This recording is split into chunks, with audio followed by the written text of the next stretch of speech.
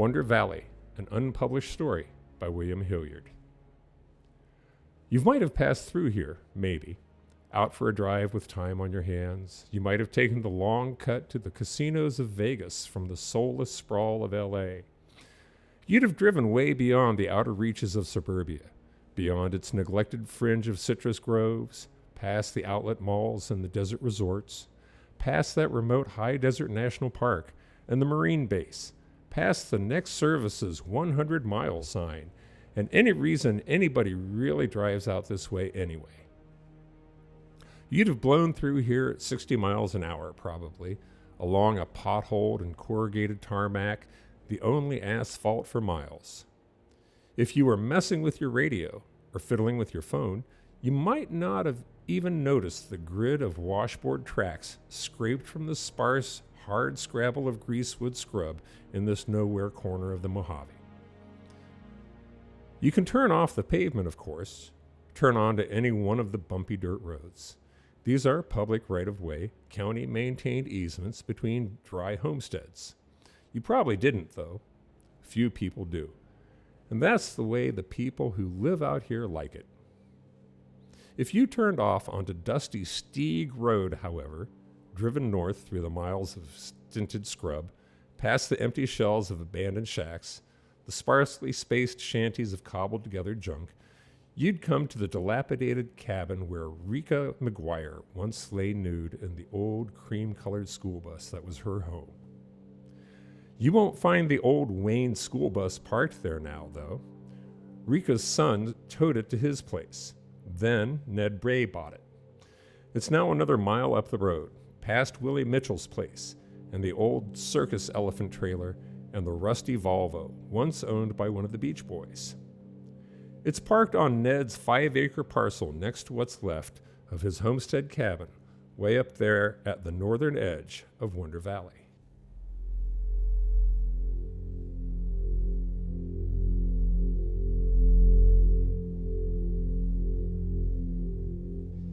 Wonder Valley just as easily could have been called Calloused Palms or Withering Heights, the names of other homestead parcels in the area. Back in those days, anyone could get a parcel out here, get a homestead spread for the cost of the filing fee, make a claim under the Small Tract Homestead Act of 1938. Congress passed the Small Tract Act to give land to veterans of the Great War, land in this dry desert climate, a climate thought recuperative to mustard gas-scorched lungs. It opened lands to homesteading from Nevada to the Mexican border. Throwaway land the government deemed otherwise useless. The act opened the land to anyone, too, not just veterans. Made land available for health, convalescent, and recreational use. Mostly, though, the government just wanted rid of it.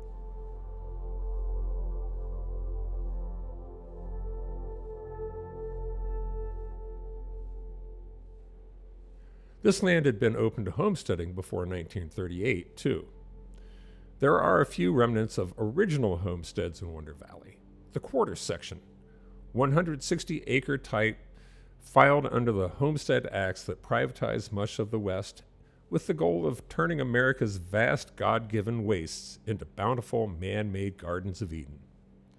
Under previous Homestead Acts, however, you were required to build a home, live there. Not an easy venture in a place like Wonder Valley.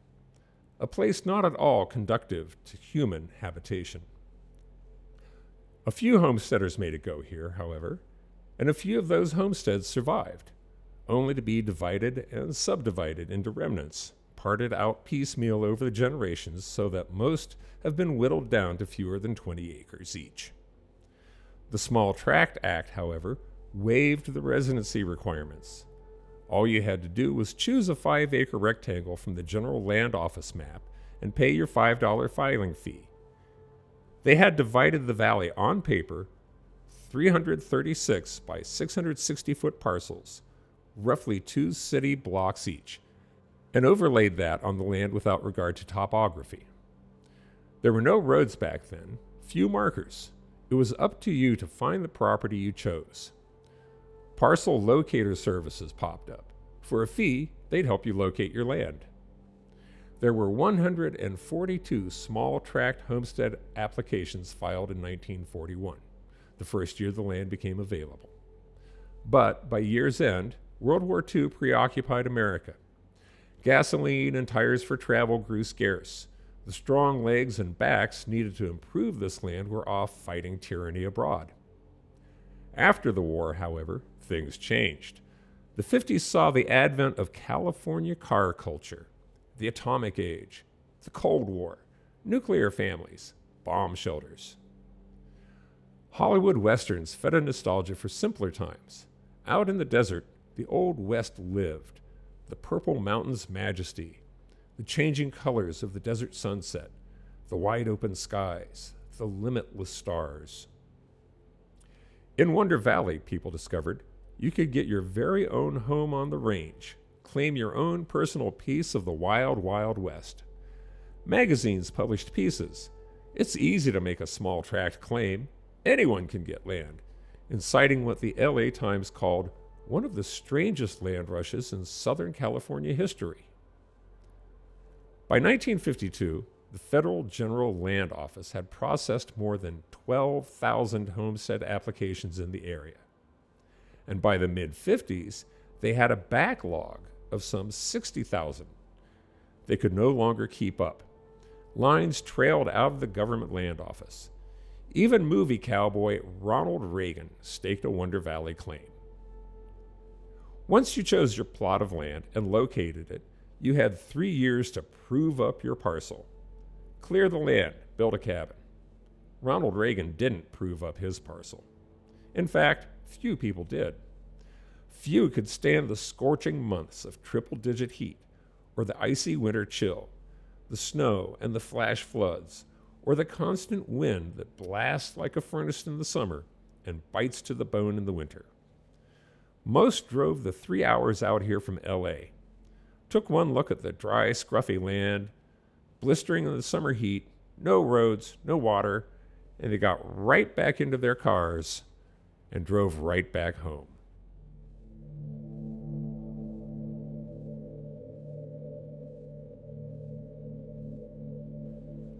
Those folks lost their homesteads, gave up their claim. Their parcel went back on the block, became available for some other soul to select. Many did tough it out, though.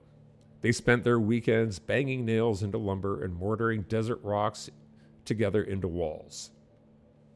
Others bought prefab units or hired the construction companies that sprang up across the desert, offering units designed specifically to satisfy land office requirements. Over the years, the flat valley filled up with cookie-cutter cabins, each a couple hundred square feet, an outhouse out back. Some cabins grew into houses. Rooms were added, water wells drilled, flush toilets and indoor plumbing installed. Most, however, sagged into disrepair. After the homestead blip of the 50s, this corner of the Mojave became a blank space on the map once again. The interstate freeways had bypassed the area. Any tinge of a town died on the desert's withered vine. Homesteaders passed properties to their heirs with no interest in Grandpa's wasteland clapboard shack. Congress repealed the Small Tract Homestead Act in 1976, and by then, 36% of the land the act had opened to homesteading was privately owned. The rest, the government reckoned, merited federal protection. Now Wonder Valley is a pixelated patchwork of public and private land.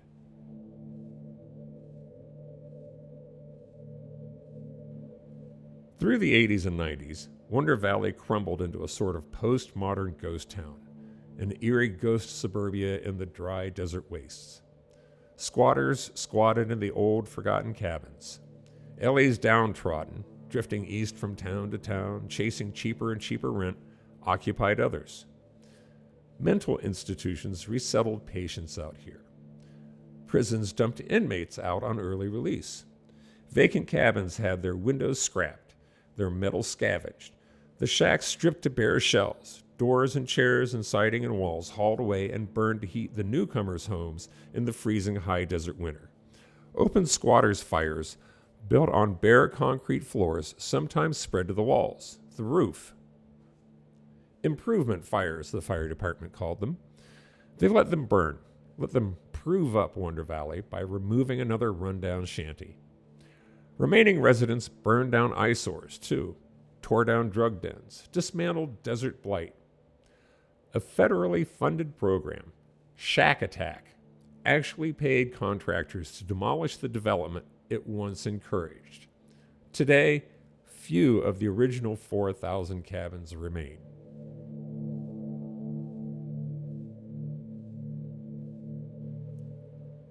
When the nearby national park was established in the 90s, however, others began to venture out this way. Snowbirds' motorhomes retraced the corrugated pavement of this forgotten byway. Retirees discovered the quaint little cabins, the rustic charm. Writers found solitude in the lonely desert, artists inspiration. The artists and writers and snowbirds and retirees look at the mountains. This is the real Purple Mountain's majesty, they say. The changing colors of the desert sunset, the wide open skies, the limitless stars. It's like living in a painting. These days, maybe a couple thousand artists and writers and snowbirds and retirees, drifters and squatters, mental patients and ex-cons, people the 300 square miles of Wonder Valley, each on the vestige of a homestead. You can tell the artists and retirees by their satellite TV dishes, their raked sand, Zen garden yards, their manicured desert landscaping carefully sculpted and formed. Nature proved up. You know them by their cars. How few of them there are. None of them are on blocks. All of them are running. They live in houses, proper houses, with windows and walls and rooms, kitchens with running water, garages, pride of ownership. They look out over the desert, look out at the sagging shacks and single-family slums of scavenged cast-offs, old lumber, scrap metal, weathered furniture, the cars on blocks are left for dead where they died. Can you believe the way some people live, they say? The empty shells of homestead cabins are historic, they tell themselves, quaint reminders of a bygone era. Little ghost towns now being trashed by indolent little ghosts.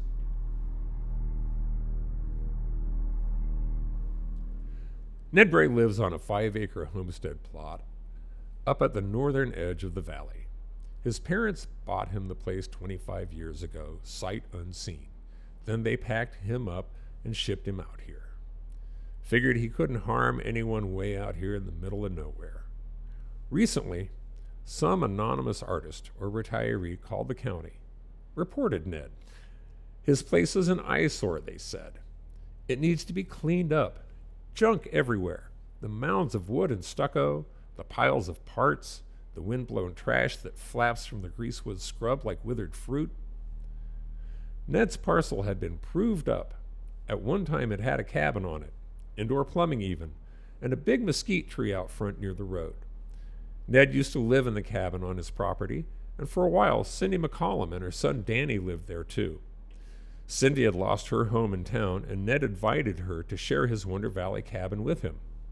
Back then it had a bedroom and bathroom, lace curtains, but that damn tree out front, that big mesquite tree, had spread its roots like tentacles under the house, into the walls, and would give Ned no rest with its constant talking.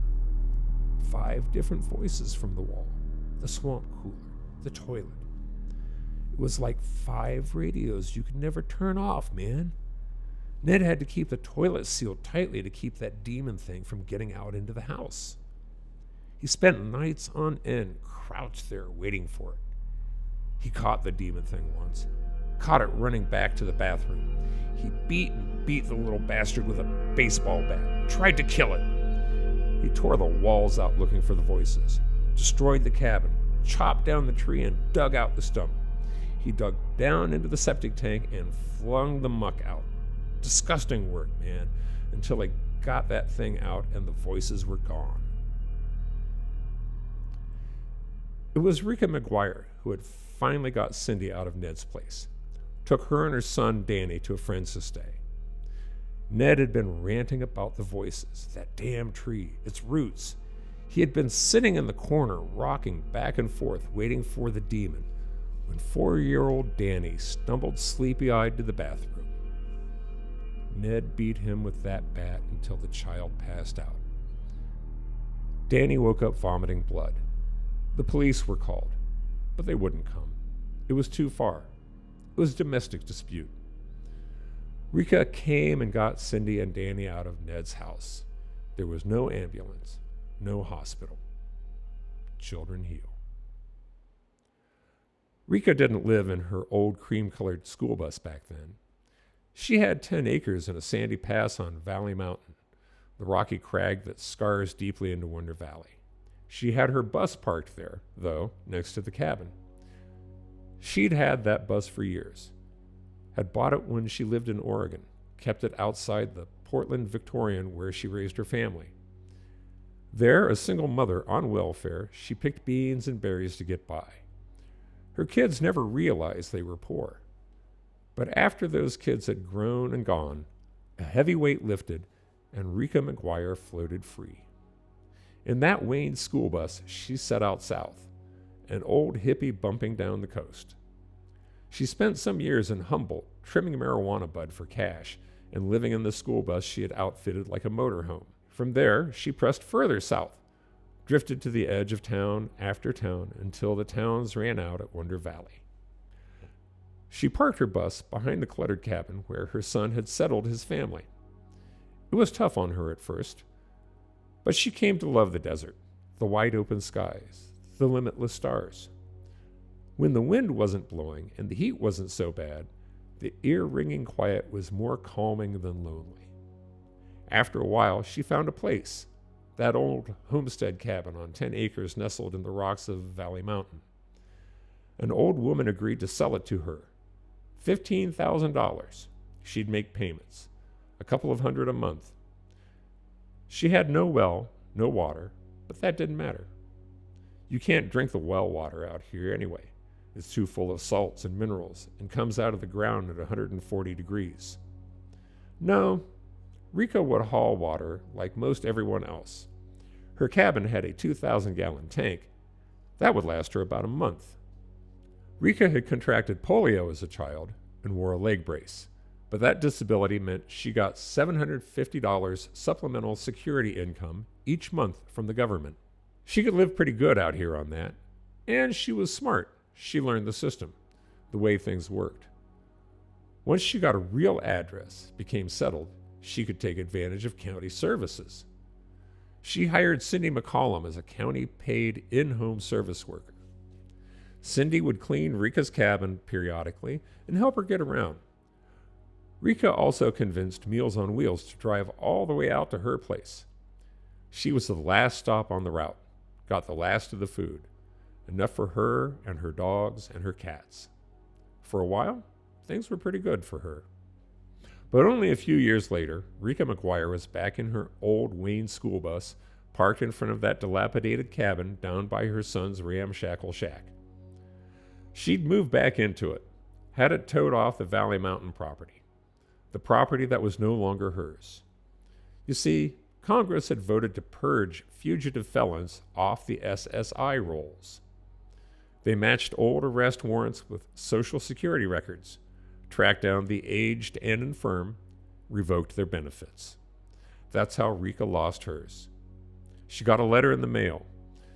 We are writing to let you know that we have paid you $17,323 too much supplemental security income, SSI money. You were overpaid because our records show that you have an outstanding arrest warrant.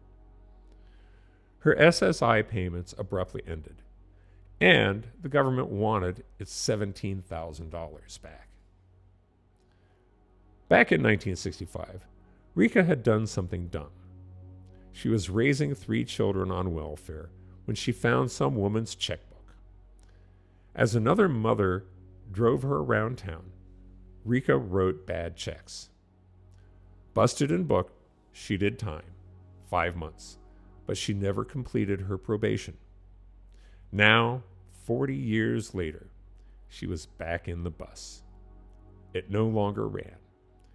She towed it place to place behind an old yellow van she had.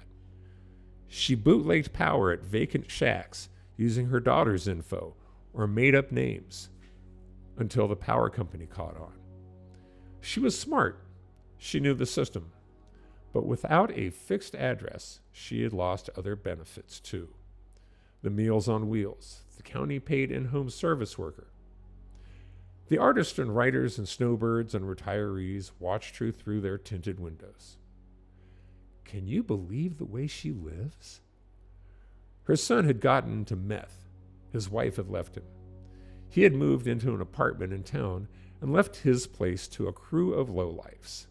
And in her struggle to survive, Rika had burned some bridges. Now she was all but alone in the desert.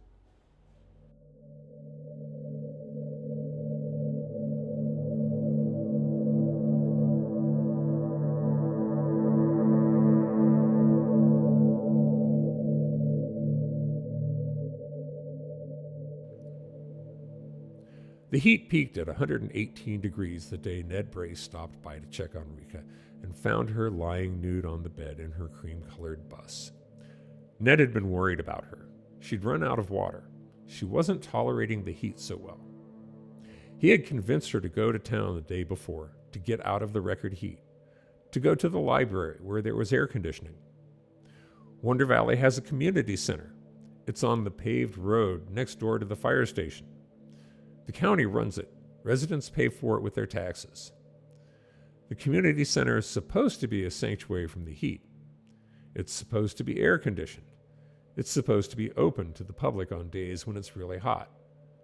But it wasn't open. It wasn't open because the plumbing was bad, or the floors needed work, or because the last time someone used it, they didn't keep it clean. So Rika and Ned drove her old yellow van through the miles of stinted scrub to town. She had no air conditioning in that van of hers. The heat was unbearable. They never made it. On the way, Rika had a seizure or something, right in the middle of the road. She just stopped. Ned got the van over to the side. Sheriff's deputies came by. Move that damn thing or you'll be ticketed or towed. But they just sat there for hours. As the sun set and the day cooled, Rika recovered. She drove herself home. Ned brought her a couple of jugs of water. When he returned the next afternoon, walked the mile from his place to hers, past Willie Mitchell's place and the circus elephant trailer and the sun-baked Volvo once owned by one of the Beach Boys, he found the water untouched. In the stifling heat, Ned ran to Willie Mitchell's. Willie had a phone. He called 911. It took the paramedics 37 minutes to drive out over the forgotten remnant of corrugated asphalt, up the washboard dirt road, past the remnants of old homestead cabins, cross over the wash, past Rika's son's ramshackle shack to the dilapidated cabin where Rika had parked her bus. It didn't matter. Rika McGuire, laying in the bed of her bus, had long been dead.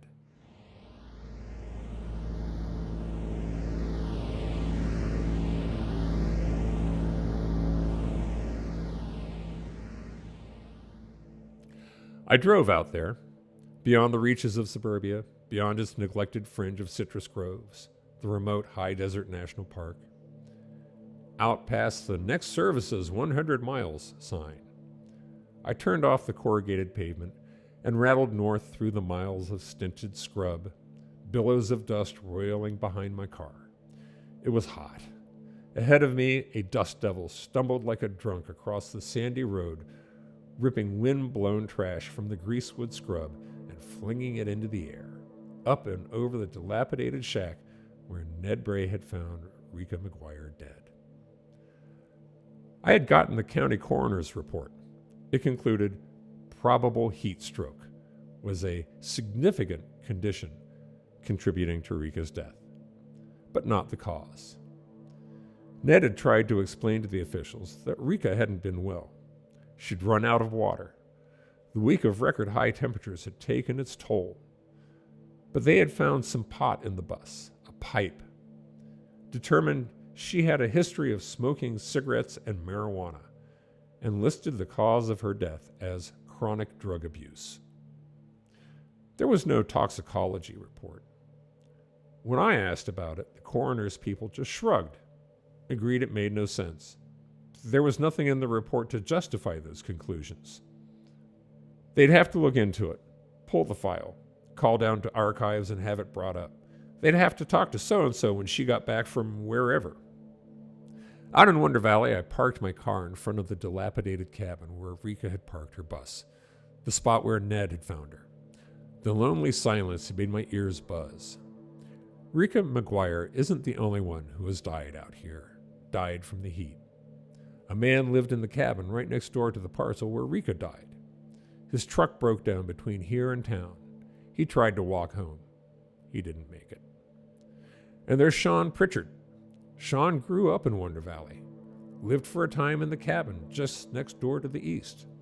He was out with his girlfriend scrapping on the Marine base, out collecting bombs and bullets to recycle, and his car got stuck. She stayed with it.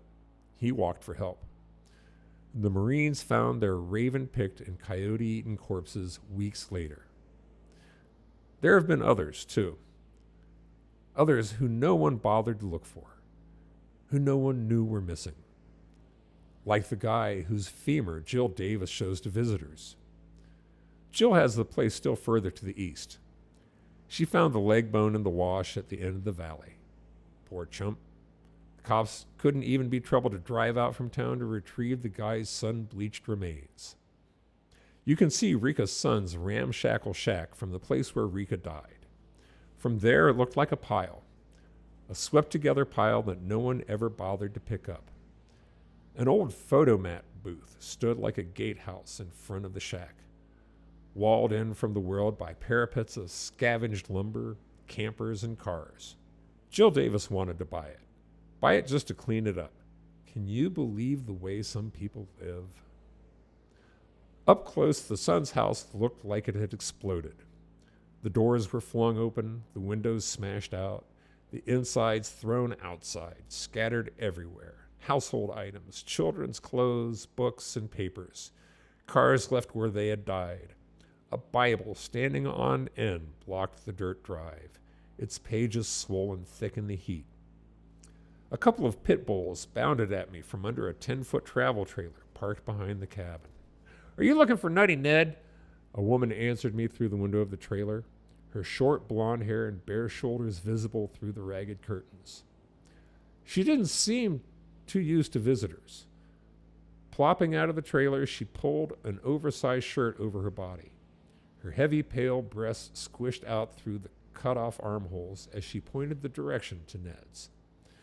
She'd been living out here for a couple of years, she said, waiting for her SSI to come through. Then she's moving, going to get an apartment somewhere out of the dirt and the heat. I drove the mile up the road, past Willie Mitchell's place, the circus elephant trailer, the Volvo once owned by one of the Beach Boys. Ned lives in Rika's old Wayne school bus now. He towed it up there and parked it next to the ruins of his homestead shack. He tore the cabinets out of the bus and the bed and the floors, stripped it down to a shell. "People are too attached to things," he said. "You've got to simplify your life, man." As I walked up, Ned was organizing, moving carburetors to the carburetor pile, the rear view mirrors to the rear view mirror pile, the bicycle wheels, toilet seats. He stacked and restacked his stuff with swift, jerky movements, winding his way through an elaborate maze of things. He handed me a paper, a notice of violation from the county. "What does it say?" he asked me. Ned couldn't read. I told him a neighbor had complained. The county insists he clean the place up. "It's not right what they're doing, man," he said. "I use everything here once a year." I didn't understand what he meant. Behind me, a water truck lumbered up the road, turned and backed onto Ned's property, sinking into the soft sand. Ned threaded his way through the maze of stuff to a group of blue plastic barrels. He rolled them closely to the belly of the truck as the driver, Moose, A burly guy with a grizzly beard unwound a section of canvas hose, sticking the end into one of the drums. He opened the valve and water began to flow, droning into the hollow of the barrel, drumming its sides. Ned moved the hose from barrel to barrel, filling a half dozen 55 gallons each, splashing water over his dirty feet and tattered flip-flops as he stepped around the white flags of toilet paper, waving surrender from desiccated clumps of human shit. As the last barrel filled, he dug his hands into the water. Reaching up with arms full, the water cascaded over his tanned face, through his stubble of hair, his shadow of whiskers, and over his thin, leathery body, darkening the waistband of his frayed shorts.